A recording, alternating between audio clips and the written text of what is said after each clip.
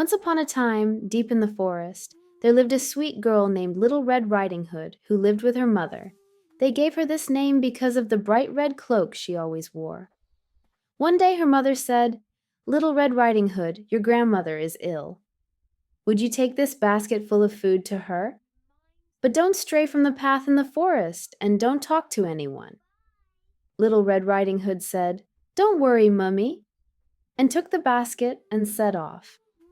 As she walked through the forest, she saw colorful flowers and wanted to pick a bouquet for her grandmother.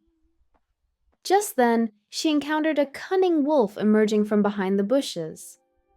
The wolf said, "Hello, little girl. Where are you going?" Forgetting her mother's warning, Little Red Riding Hood replied, "I'm going to my grandmother's. She's a bit ill." The wolf asked, "Where does your grandmother live?" Little Red Riding Hood described her grandmother's house. The cunning wolf had an idea and immediately left. The wolf arrived at the grandmother's house before Little Red Riding Hood and knocked on the door. But there was no answer from inside.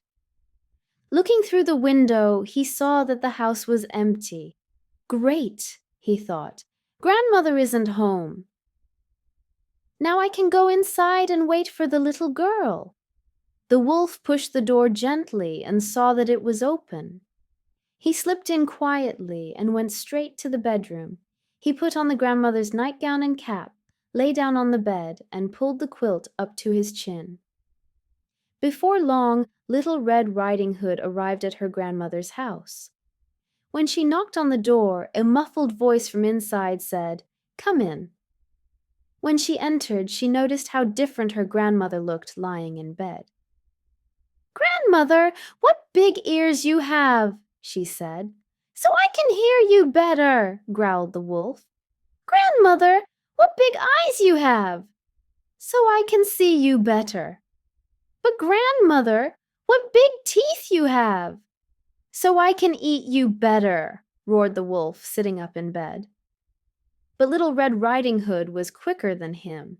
She screamed at the top of her lungs, "Help!" At that moment, two woodcutters cutting trees nearby heard the girls scream. "That's a cry for help," said one to the other. Grabbing their axes, they started running toward the cottage where the sound came from. The woodcutters quickly opened the door and rushed inside. They saw the cunning wolf just as he was about to catch Little Red Riding Hood. When the wolf saw the two woodcutters with their axes, he was stunned. He jumped out of the bed in fear and leapt out the open window, disappearing into the depths of the forest. Little Red Riding Hood, trembling, thanked the woodcutters.